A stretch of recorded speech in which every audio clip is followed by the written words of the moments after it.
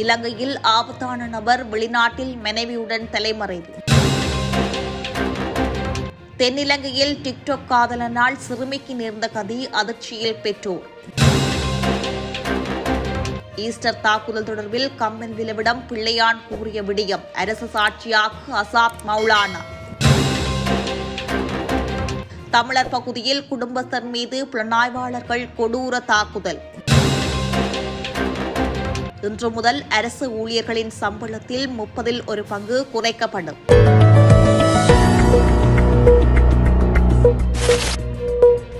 இலங்கையின் பாரிய குற்றக்கும்பல் தலைவரான கெஹல்பத்ர பத்மே மற்றும் அவரது மனைவி மலேசிய போலீஸ் காவலில் இருந்து தப்பிச் சென்றதாக போலீஸ் வட்டாரங்கள் தெரிவிக்கின்றன.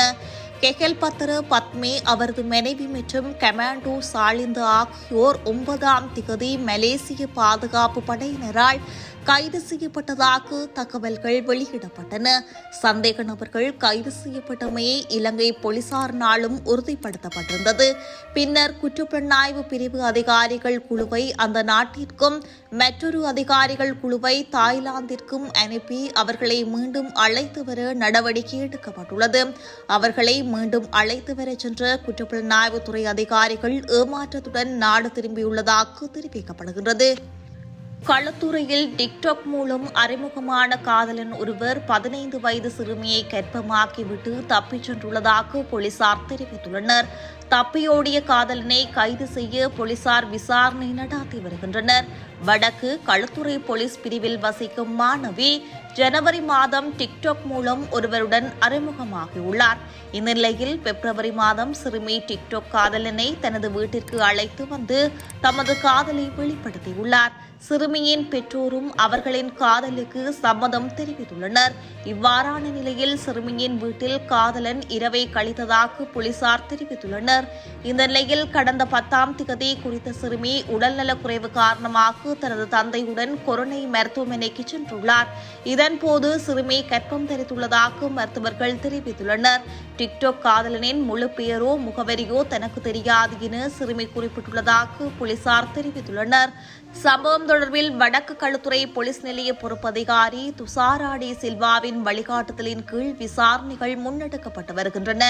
உயிர்த்த ஞாயிறு தாக்குதல் தொடர்பில் பிள்ளையான் வாய் திறக்கவே இல்லை எனவும் பொதுமக்கள் பாதுகாப்பு அமைச்சர் ஆனந்த் விஜயபால குறிப்பிடுவது முற்றிலும் பொய் என பிவுதுருகெல உரிமைய கட்சியின் தலைவரும் முன்னாள் அமைச்சருமான உதய கம்மன்பில தெரிவித்துள்ளார்.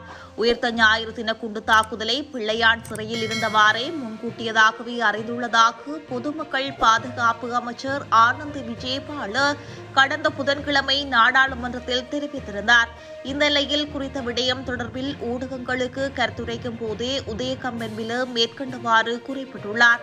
மேலும் தெரிவிக்கையில், பொதுமக்கள் பாதுகாப்பு மற்றும் நாடாளுமன்ற விவகாரங்கள் அமைச்சர் ஆனந்த் விஜயபால 2025 4/10 திகதியன்று நாடாளுமன்றத்தில் உரையாற்றுகையில், தடுப்பு காவலில் வைக்கப்பட்டுள்ள பிள்ளையான் உயிர்த்த ஞாயிறு தின குண்டு தாக்குதல் தொடர்பில் சர்ச்சைக்குரிய பல விடயங்களை விசாரணையின் போது குறிப்பிட்டுள்ளார் என்று தெரிவித்துள்ளார். இதனை நம்பி ஜனாதிபதியும் ஏப்ரல் 21ஆம் திகதிக்கு முன்னர் உயிர்த்த ஞாயிறு தின குண்டு தாக்குதலின் பிரதான சூத்திரதாரியை நாட்டு மக்களுக்கு பகிரங்கப்படுத்தியதாக குறிப்பிட்டார். பிள்ளையானை நான் சிறையில் சென்று சந்தித்தேன். குண்டு தாக்குதல் தொடர்பில் பிள்ளையானிடம் விசாரணை அதிகாரிகள் ஏதும் கேட்கவும் இல்லை, அவர் ஏதும் குறிப்பிடவும் இல்லை. ஆகவே அமைச்சர் ஆனந்த விஜயபால பொய்யுரைத்தார் என்பதை ஊடகங்களிடம் தெரிவித்துக் கொள்கின்றேன். உயிர்த்த ஞாயிறு தாக்குதல் சம்பவத்திற்காக பிள்ளையான் கைது செய்யப்பட்டார் என்று குறிப்பிடுவது பொய். அவ்வாறு குறிப்பிடுபவர்களுக்கு பைத்தியம். கிழக்கு பல்கலைக்கழகத்தில் உபவேந்தரை கடத்தி காணாமலாக்கிய சம்பவத்திற்காகவே பிள்ளையான் கைது செய்யப்பட்டுள்ளார் என்று அமைச்சர் சுனில் கிந்துநெத்தி குறிப்பிட்டிருந்தார். ஆகவே சுனில் கிந்துநெத்தி பொதுமக்கள் பாதுகாப்பு அமைச்சர் ஆனந்த விஜயபாலவுக்கும் ஜனாதிபதிக்கும் பதிலளித்துள்ளார். பொதுமக்கள் பாதுகாப்பு அமைச்சர் ஆனந்த விஜயபாலு அண்மையில் நாடாளுமன்றத்தில் பிள்ளையான் பற்றி குறிப்பிட்டது முற்றிலும் பொய்யானது. பிள்ளையான் கைது செய்யப்பட்டமைக்கு எதிராக உயர்நீதிமன்றத்தில் 2 அடிப்படை உரிமை மீறல் மனுக்கள் தாக்கல் செய்யப்பட்டுள்ளன. அத்துடன் பிள்ளையான் தமிழ் மொழியில் வழங்கிய வாக்குமூலத்தின் பிரதியை போலீசார் நீதிமன்றத்திற்கு சமர்ப்பித்துள்ளனர். தமிழ் மொழி மூல வாக்குமூல ஆங்கில மொழிக்கு மொழிபெயர்க்கப்பட்டு எனக்கு கிடைக்கப்பெற்றுள்ளது. அந்த வாக்குமூலத்தில் எவ்விடத்திலும் குண்டு தாக்குதல் பற்றி குறிப்பிடவில்லை. உபவேந்தர் காணாமல் ஆக்கப்பட்ட சம்பவம் பற்றியே கேள்வி எழுப்பப்பட்டுள்ளது. தமிழ் பிரிவினைவாதிகளின் நிதியை இந்த அரசு பெற்றுக் கொண்டுள்ளது. தமிழ் பிரிவினைவாதிகளை மகிழ்விப்பதற்காக விடுதலை புலிகளிலிருந்து விலகி ராணுவத்திற்கு ஒத்துழைப்பு வழங்கிய பிள்ளையானை பலி கொடுக்க இந்த அரசு முயற்சிக்கின்றது. நன்றி கடன் நிமித்தமே பிள்ளையானுக்காக முன்னிலையாகியுள்ளேன். ராணுவத்தினரே உயிர்த்த ஞாயிறு தின குண்டு தாக்குதலை நடாத்தினார் என்று பிள்ளையான் ஊடக வாய்மூல சாட்சியத்தை பெறவே இந்த அரசு முயற்சிக்கின்றது. அசாத் மௌலானாவை அரசு தரப்பு சாட்சியமாக மாற்றிக்கொண்டு குண்டு தாக்குதலை ராணுவத்தினர் மீது சுமத்தவே அரசு முயற்சிக்கின்றது. குண்டு தாக்குதல் பற்றி பிள்ளையான் ஏதும் குறிப்பிடவில்லை. அமைச்சர் ஆனந்த் விஜயபால குறிப்பிடுவது முற்றிலும் பொய்யானது என்று குறிப்பிட்டுள்ளார். காவல்துறை புலனாய்வாளர்கள் என்று தம்மை அறிமுகம் செய்ததுடன் போலீஸ் என்று எழுதப்பட்ட மேலங்கியும் அணிந்திருந்த நால்வரால் விசாரணைக்கு என்று அழைத்துச் செல்லப்பட்ட குடும்பஸ்தர் ஒருவர் படுகாயங்களுடன் பளை பிரதேச வைத்தியசாலையில் சிகிச்சைக்காக சேர்க்கப்பட்டுள்ளதாக தகவல் வெளியாகியுள்ளது.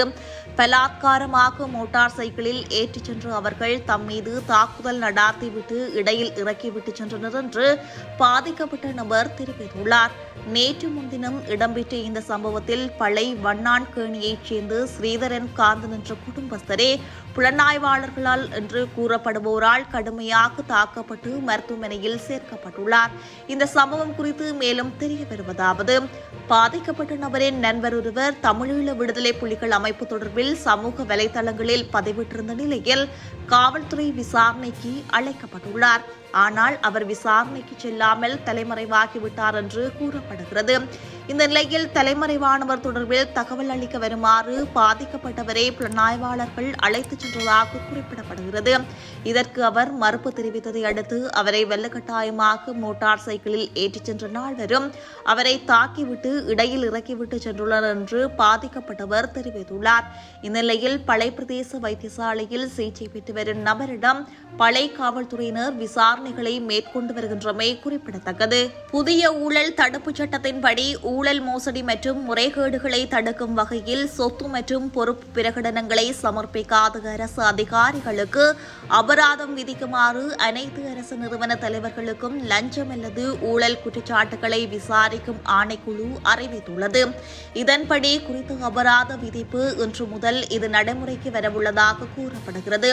லஞ்சம் அல்லது ஊழல் குற்றச்சாட்டுகளை விசாரிக்கும் ஆணைக்குழுவின் தலைவரும் முன்னாள் மேன்முறையீட்டு நீதிமன்ற நீதியரசர் நீல் இத்தவலவின் ஆலோசனையின் பேரில் அதன் பணிப்பாளர் நாயகம் உயர்நீதிமன்ற நீதியரசர் ரங்க திசா நாயக்கு அரசாங்க தலைவர்களுக்கு இந்த உத்தரவை பிறப்பித்துள்ளார். இதற்கமைய சொத்து மற்றும் பொறுப்பு அறிவிப்புகளை சமர்ப்பிக்க வேண்டிய அரசு அதிகாரிகள் ஒவ்வொரு ஆண்டும் மார்ச் 31 நிலவரப்படி தங்கள் சொத்துக்களின் விவரங்களை ஜூன் 30 முன் தங்கள் நிறுவன தலைவர்களிடம் சமர்ப்பிக்க வேண்டும் என கூறப்பட்டுள்ளது.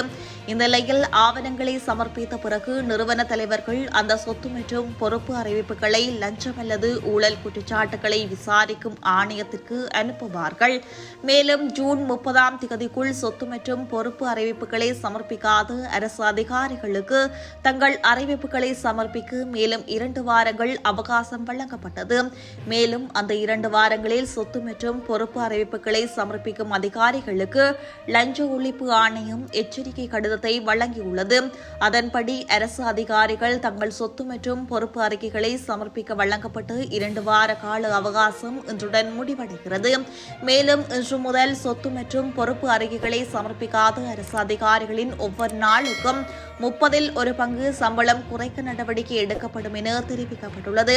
இன்றைய நிலவரப்படி சொத்து மற்றும் பொறுப்பு அறிவிப்புகளை இன்னும் சமர்ப்பிக்காத அதிகாரிகளின் பட்டியலை நிறுவன தலைவர்கள் வரும் நாட்களில் லஞ்சம் அல்லது ஊழல் குற்றச்சாட்டுகளை விசாரிக்கும் ஆணைக்குழுவிற்கு அனுப்ப வேண்டும் என குறிப்பிடப்பட்டுள்ளது.